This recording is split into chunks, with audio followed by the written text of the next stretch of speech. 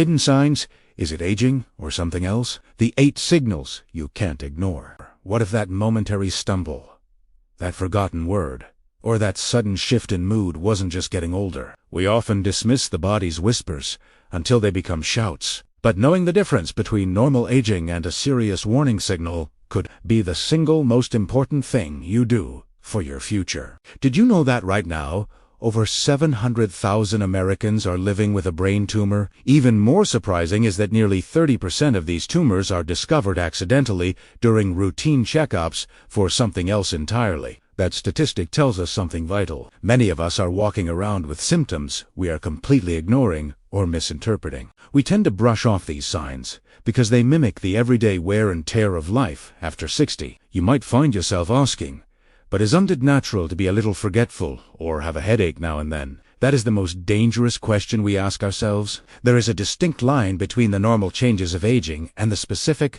urgent signals of a brain tumor. Today, we are going to walk through 8 specific signals, the ones doctors actually look for. We will move from the subtle physical signs you might be brushing off, all the way to the #1 most surprising and emotional indicator that loved ones often notice first. This isn't about causing fear. It is about being the expert on your own body. Make sure you stay with us until the very end for our #1 revelation. It's a sign that is almost always mistaken for a midlife crisis or depression, but is actually a biological red flag you cannot afford to miss. And quickly, before we dive in, please remember, I am a researcher and storyteller, not a doctor. This video is for educational purposes. If you recognize these signs in yourself or a loved one, please use this information to have a conversation with your healthcare provider. They are your partners in this journey. Now, let's decode these signals together. Let's begin with body signal number 8, the morning alarm headache. Now, we all experience headaches. A stressful day, a bad night's sleep, or even skipping your morning coffee can trigger one. The challenge for many of us over 60 is that we tend to reach for the aspirin and power through, assuming it's just tension or perhaps our sinuses acting up again. We rationalize the pain as a normal part of life. But the headaches associated with brain tumors have a very specific personality that sets them apart from your run-of-the-mill tension headache. Tension headaches often get better with rest. Tumor-related headaches, however, often behave in the exact opposite way. They tend to be significantly worse in the morning, right when you wake up, or intensify when you are lying down. To understand why, let's use an analogy. Think of your skull as a high-tech pressure cooker. During the day, when you're upright, gravity helps drain the fluid that protects your brain. But when you lie down at night, that fluid, the cerebrospinal fluid, can accumulate. If there is a tumor taking up space in that pressure cooker, the added fluid increases the pressure significantly overnight. That is why you might wake up with a pounding head that actually gets better as you stand up and move around. Therefore, pay attention to the timing. If you are noticing a new pattern of headaches that wake you from sleep, or are accompanied by projectile vomiting without any nausea, which is a classic sign of that pressure release, this is not a wait-and-see situation. It's a signal to get checked. Moving on to sensory insight number 7.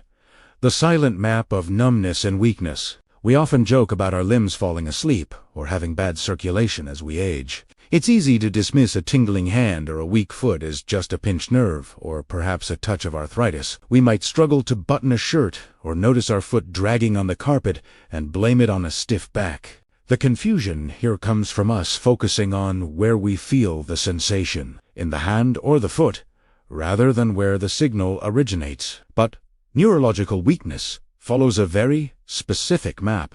Unlike general fatigue, where your whole body feels heavy, tumor-related weakness is often asymmetrical, meaning it affects just one side or one specific limb. Think of your home's electrical system. If the lights go out in the whole neighborhood, that's a general power outage, like general fatigue. But if the lamp in just one corner of the living room starts flickering or goes dead, you know the issue is likely with the wiring specifically leading to that outlet. A brain tumor pressing on a specific motor pathway is like a fray in that specific wire. It disrupts the signal to just the right arm or just the left side of the face. Consequently, you need to watch for the progression. It might start as a pins and needles sensation that doesn't go away with shaking your hand out. If you find yourself dropping your coffee cup because your grip just gave out, or if one side of your face feels heavy, these are wiring issues, not circulation issues. This brings us to visual clue number 6. The narrowing window. As we mature, our prescription changes. We need reading glasses. We struggle with night driving, or we deal with cataracts. We expect our vision to decline. The danger here is assuming that all vision changes are eye issues. We book an appointment for new glasses, not realizing the eyes themselves might be perfectly healthy, but the processor behind them is glitching. But brain tumors can cause vision loss that has nothing to do with the lens of your eye. A tumor near the optic chiasm, where your optic nerves cross, can create a very specific type of tunnel vision. Imagine you are driving a car, but someone has covered the side windows and the side mirrors. You can see clearly, straight ahead, but you have completely lost your peripheral awareness. You might find yourself bumping into door frames or not seeing someone standing right next to you. This isn't blurry vision. It is a missing piece of the picture. Therefore, be vigilant about blind spots. If you notice objects appearing to jump, or if you are losing your side vision, almost like wearing horse blinders, this is a neurological signal. It is crucial to see an ophthalmologist who can distinguish between an eye issue and a brain signal. Now, let's talk about stability key number 5, the drifting anchor. Balance issues are often terrifying because they threaten our independence. We might blame an inner ear infection, or simplify, I'm just not as steady on my feet as I used to be. While inner ear issues are common, there is a distinct sensation associated with the cerebellum, the part of the brain that controls coordination. The difficulty lies in distinguishing between a simple stumble and a neurological drift. But here is the distinction to look for. Inner ear issues often come with a spinning sensation, vertigo, that hits when you move your head. Tumor-related imbalance can feel different. Patients often describe it as feeling drunk when they haven't had a drop of alcohol. Think of it like walking on the deck of a ship. When you're on land, the ground is solid. Your anchor is holding. But with this type of issue, it feels like the ground itself is swaying or tilting beneath you, even when you are standing perfectly still. You might find yourself constantly drifting to the left or right when you try to walk in a straight line. So, if you find that fine motor tasks, like using a screwdriver, putting on jewelry, or even just signing your name, are becoming impossible, or if you feel that constant boat deck sensation, this is your body telling you the anchor is slipping. It warrants a deeper look. We are getting into the more subtle territory now with communication signal number 4, the broken wire of speech. We all have moments where a word is on the tip of our tongue. We call it a senior moment, laugh it off, and move on. It's frustrating, but usually harmless. However, true dysphasia, language difficulty, is different from simple forgetfulness. The struggle is recognizing when forgetful crosses the line into impaired. But there is a nuance here. Depending on where a tumor is located, the speech difficulty manifests differently. It's not just forgetting a word. It's about the construction of language itself. Imagine your brain is a radio station. Sometimes the station is broadcasting clearly, but the signal is jamming. You know exactly what you want to say, but the words come out halting, telegraphic, or missing the little connecting words like and or the. Other times, the signal is clear, but the content is wrong. You might speak in long, fluid sentences that are grammatically perfect but make absolutely no sense, almost like a word salad. Therefore, observe the pattern. If you or a loved one notices that speech is becoming telegraphic or strangely nonsensical, or if you can understand language but cannot repeat a phrase back, these are not just memory lapses. They are structural interruptions in the language network. This brings us to hidden warning number 3. The electrical short. When we hear the word seizure, we usually picture the dramatic, movie-style event, collapsing and shaking. This is known as a tonic-clonic seizure. While these do happen in mature adults, seizures can be far more subtle and easily missed. The misconception is that if you are on the floor, it wasn't a seizure. But many tumor-related seizures are focal, meaning they start in just one small part of the brain. These can look like nothing. You might zone out for a minute, unresponsive to your name. You might experience a sudden, uncontrollable twitch in just one hand, or you might smell something that isn't there, like burning rubber or toast. Think of it like a localized electrical spark in a wall outlet versus the main breaker blowing for the whole house. That small spark is a focal seizure. It's a warning that the wiring is being disturbed in a specific area. Consequently, and this is vital, Adulton said seizures are not normal. If you have never had epilepsy and you experience a seizure, even a tiny, subtle one, after the age of 60, this is a major red flag. It requires immediate medical attention. We are nearing the top of our list. Here is cognitive insight number 2, the foggy lens. This is the one that breaks hearts because it is so often confused with dementia or Alzheimer's. We see a loved one struggling to multitask or plan, and we assume it's the long, slow decline of aging. We often resign ourselves to it, thinking nothing can be done. But the key differentiator here is speed. Normal age-related decline or even dementia typically unfolds over years. It is a slow sunset. Tumor-related cognitive changes are more like a sudden storm. They happen over weeks or months.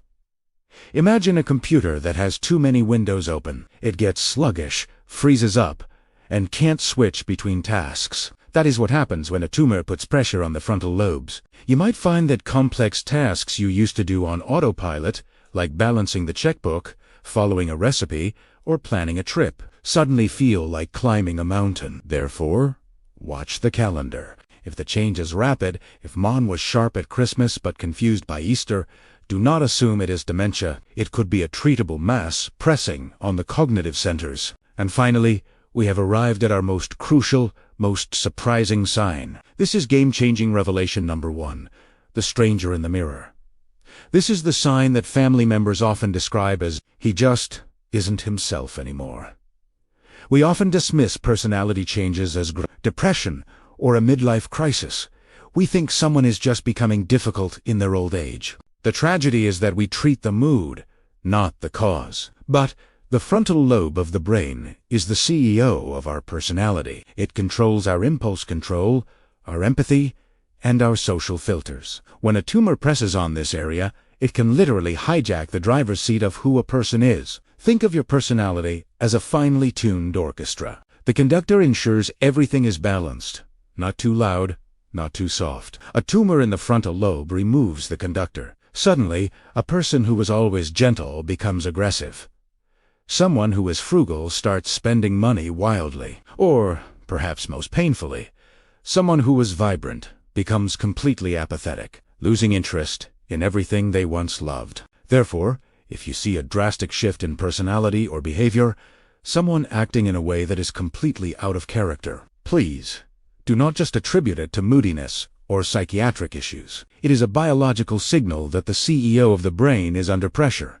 It is the ultimate call to action. And there you have it. Our game-changing revelation number 1. It's tough to hear, but understanding that a personality shift can be a medical symptom, not a character flaw, can save relationships, and more importantly, save lives. So, we've covered a lot of ground today, from that morning alarm headache at insight number 8, through the broken wire of speech, all the way to the profound personality shifts of revelation number 1. Each of these is a puzzle piece. Which of these signals surprised you the most? Was it the specific timing of the headaches? Or perhaps the difference between an eye issue and a brain vision issue? I'd love to hear your thoughts. Please share them in the comments below. Your experience helps our community grow stronger. If you found this deep dive helpful, please give this video a thumbs up. It really helps other seniors find this vital information. And don't forget to subscribe and hit that notification bell so you never miss our next health strategy. And if you want to keep building your health toolkit, check out this next video right here. Until next time, stay curious, stay proactive, and listen to your body.